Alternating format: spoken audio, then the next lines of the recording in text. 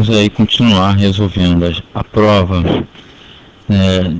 Agora nós estamos aqui na técnico judiciário, área administrativa, especialidade telecomunicações e eletricidade, Tribunal Regional Federal da Segunda Região. Essa prova foi aplicada no ano de 2007 pela Fundação Carlos Chagas.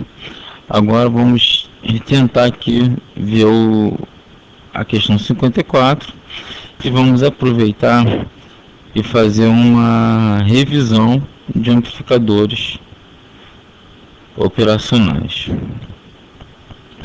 Bom, primeiro, um amplificador operacional, ele nada mais é do que um componente formado a partir de resistores, de transistores e capacitores.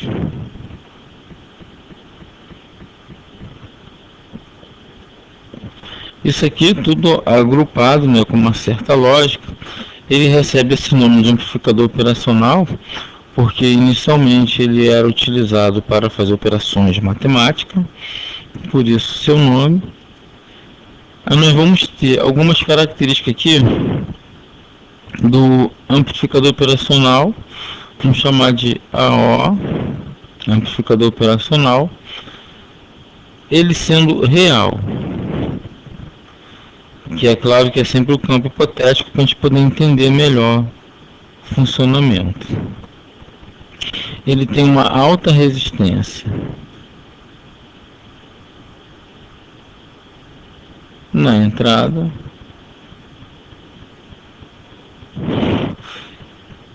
ausência, de resistência na saída,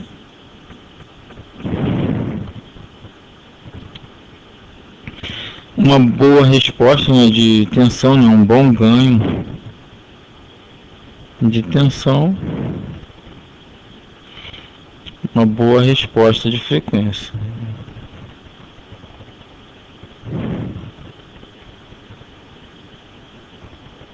Isso aqui é tão bom que tende ao infinito.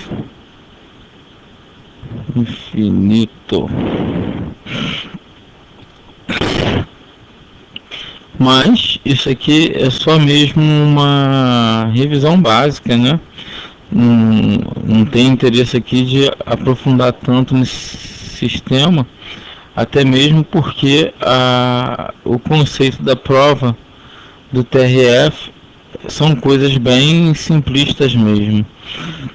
Isso aqui é a simbologia de um amplificador. Aqui você tem o V+, e o V-, e aqui você tem a saída. Vamos dizer que esse amplificador tem um ganho que a gente vai chamar de G. O nosso VS, a nossa tensão de saída, vai ser igual ao nosso G, que vai multiplicar a diferença dos sinais.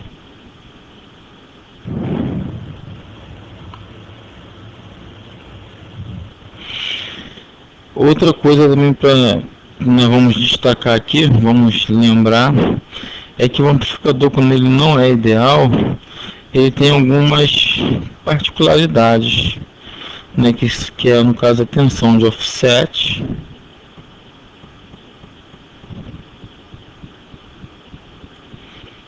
que é uma tensão que chega na saída, mesmo quando essa diferença aqui é igual a zero.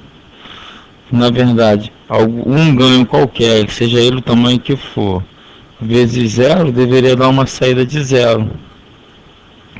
Mas isso no amplificador ideal. No real, você vai ter uma tensão de offset, mesmo quando essa diferença aqui for igual a zero. Nós temos também a taxa de ganho, a taxa de subida,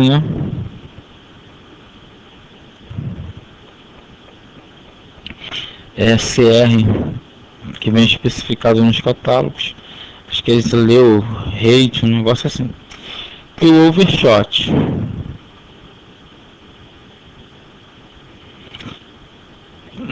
Isso aqui é uma tensão que é disparada antes de você atingir uma diferenciação aqui nesse sinal, ele já começa a disparar, que já tem a ver com o nosso offset.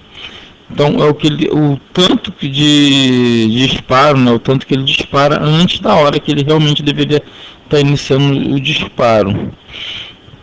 Isso aqui para sinais muito baixos é ruim, porque se o sinal é muito baixo, né, se a diferença aqui for muito pequena, ele pode se confundir com o offset aqui e dar uma distorção, no caso aí, do sinal que a gente vai coletar no final aqui do amplificador.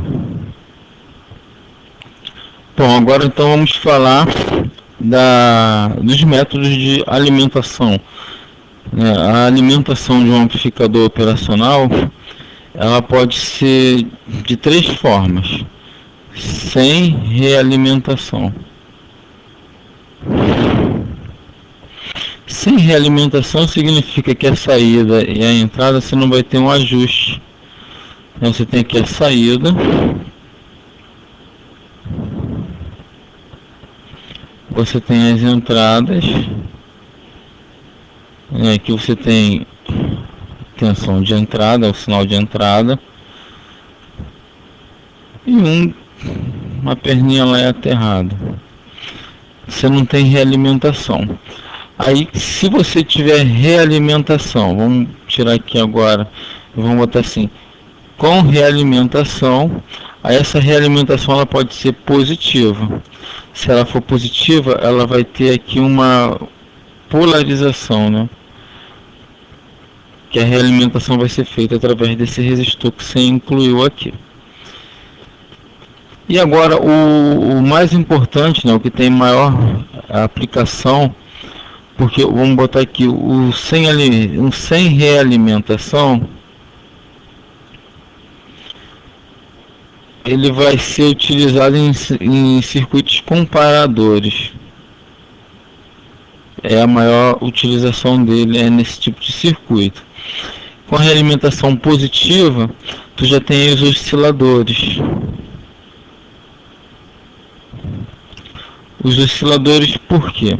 Porque esse tipo de configuração do amplificador operacional, ela fica muito instável e não tem uma resposta linear. Resposta dele é não linear. Dessa forma ele fica muito bem para trabalhar em circuitos osciladores. E o que tem maior aplicação os amplificadores operacionais que têm maior aplicação são os que têm realimentação negativa.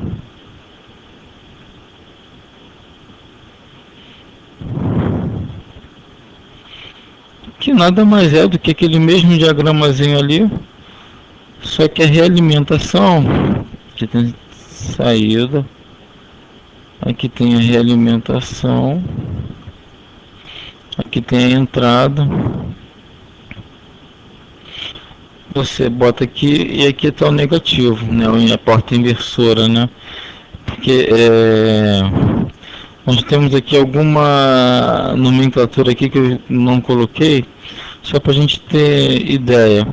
Aqui é a não inversora, entrada não inversora, e aqui é a entrada inversora, e aqui é a nossa saída, né? Só para poder ilustrar o caso. Agora, nesse tipo de polarização, esse circuito ele vai poder ser usado como diferenciador,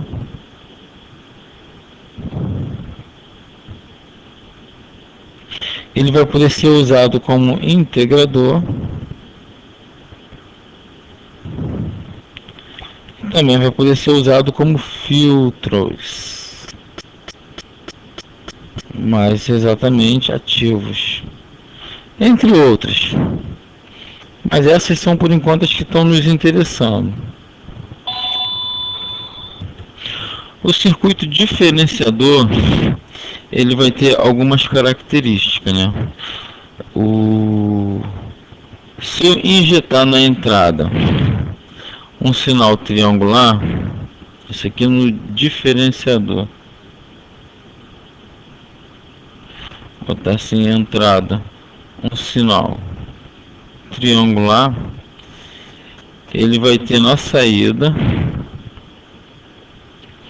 o sinal quadradinho, uma onda quadrada. Uma outra coisa também que a gente pode salientar aqui, que o diferenciador, você tem um ganho proporcional à frequência, e que a frequência que passa por ele, ela é muito menor que a frequência de corte. Já um integrador, se você entrar, não precisa nem de muita lógica, né? Já sabe até o que eu vou falar, né? Se você entrar com sinal quadrado, você sai com sinal triangular. Lembrando que diferenciação é a operação inversa da integração. Então isso aqui já seria esperado, né? E o ganho é inversamente proporcional à frequência. E a frequência de operação é muito maior do que a frequência de corte. Bom, aqui nós já temos os conhecimentos o suficiente para poder tentar analisar essas alternativas. Assinale a alternativa que preenche corretamente as lacunas da afirmação abaixo. Trata-se de um filtro ativo. Filtro ativo, vou lembrar a vocês que nós temos o filtro passivo e o filtro ativo. O passivo é aqueles que são feitos apenas com resistor, capacitor e indutor.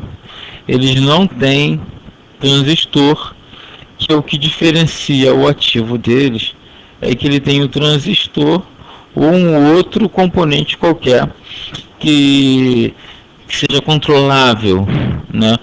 O passivo não tem nada controlável. Você tem o resistor, que já tem uma resistência fixa, o capacitor também, e o indutor. Já o transistor, transistores, os SCRs da vida, você consegue controlá-los, por isso eles são ativos. Bom, um filtro ativo que atua também como um diferenciador, integrador. Vamos lá. Um filtro ativo que atua como um filtro ativo, ele pode atuar, como nós vimos, como diferenciador e como integrador. Essa questão aqui realmente para sinais com frequências bem menores, bem alguma coisa do que a frequência de corte. Ficou difícil mesmo. Essa questão aqui é de difícil articulação. Por isso que a gente compara as alternativas, ó. A gente sabe que o circuito diferenciador, ele vai ter duas características. Ele vai cortar os sinais de entradas com frequências bem menores. Então, maiores, a gente corta essas duas alternativas. E o integrador, ele vai cortar as frequências bem maiores. Então vamos cortar Agora, essas duas alternativas aqui só vai me deixar uma situação que vai me negar essa daqui, tornando a resposta da questão.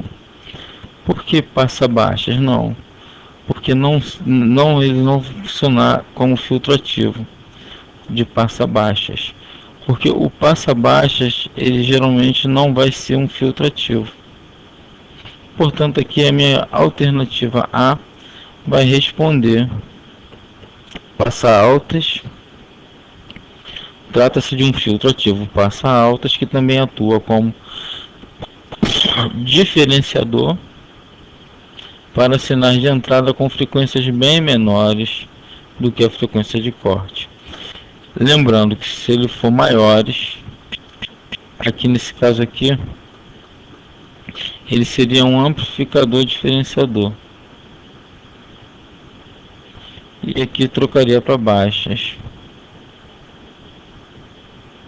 Então, ficou bem claro aqui que, embora bastante dificuldade para se chegar a essa conclusão, eu só consegui chegar através da eliminação.